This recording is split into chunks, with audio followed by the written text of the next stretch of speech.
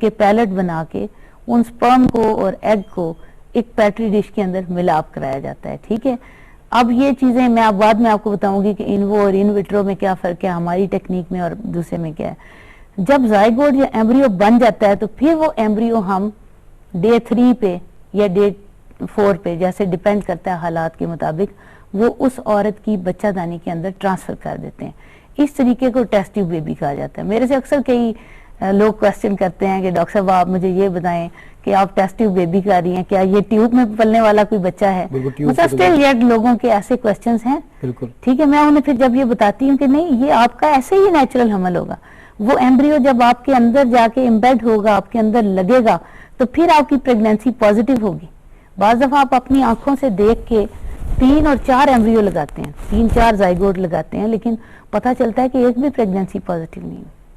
ठीक है, ये चीज ने हमें क्या दिखाया कि सब चीजों पे मालिक कुल कायनात का कंट्रोल है। वो चाहे एक कुन कहे तो हो जाता है, ना कहे तो नहीं होता, लेकिन ये एक मेडिकल हेल्प है जरूर। अच्छा सॉरी, आपकी बात ये थी कि नेक्स्ट आपने पूछा था कि कैसे कंफर्म करते हैं। अब उस एम्ब्रियो को पीजीडी के जरिए हम उस एम्ब्रियो में वो सेल, वो खुलिये उठा लेते हैं और उसमें देखा जाता है कि ये मेल है या फीमेल है। This is 100% technique. ठीक है, और प्लस इसका एक फायदा भी है कि पीजीडी के जरिए हम ये भी देख सकते हैं कि एबनॉर्मल तो नहीं है, इसमें कोई मौरूसी बीमारियां तो नहीं है। बिल्कुल। डॉक्टर साहब, ये आप एक नई टेक्निक है जो IVF है, जी जी, इसकी ये नई टेक्निक में और पुरानी में कोई फर्क है? देखें, ये जो मैंने अभी ये है कि IVF से मुराद सॉरी क्या कहते हैं इसको? देखिए, IVF मीन है इन विट्रो फर्टिलाइजेशन, यानी फर्टिलाइजेशन मिलाप बाहर कर देना। ठीक, एक तो है इन विवो फर्टिलाइजेशन, जिस्म के बाहर हाँ, बाहर मिलाप करते हैं। जब वो मिलाप कंफर्म हो जाता है तो फिर उसको अंदर रखा जाता है। मेरे से एक मौलाना साहब ने क्वेश्चन किया पिछले दिनों, उन्होंने कहा जी डॉक्टर साहब आप मुझे ये बताएं कि ये तो गलत है, नाजायज तरीका है, शरई आप शरन ठीक नहीं कर रही। ठीक है, मेरी बीवी के ट्यूब बंद है, बच्चा ठीक है, नहीं हो रहा तो ना हो, ये अल्लाह ताला ने इसकी इजाजत नहीं दी। मैंने कहा मेरी बात सुने, आप कहते हैं जो रास्ते मेरे अल्लाह ने मुकर्रर कर दिए वो बहुत अच्छे हैं, अगर वो रास्ता बंद होता है तो उसकी बेहतरी होगी। मैंने कहा मेरा ईमान है। मुझे ये बताएं मौलाना साहब, आप 1 माह पहले, ठीक है, अपनी हार्ट बाईपास सर्जरी करवा के आए, ठीक है, आपको डॉक्टर ने क्या बताया? उसने कहा जी मेरी हार्ट की नालियां बंद हो गई थी। मैंने कहा वो रास्ते बंद हो गए, आपने क्यों मेडिकल हेल्प ली कि उस रास्ते को, उन्होंने बंद रास्ते को छोड़ दिया और आपके लिए एक नया रास्ता तशखीस किया, ये आपकी बाईपास सर्जरी है।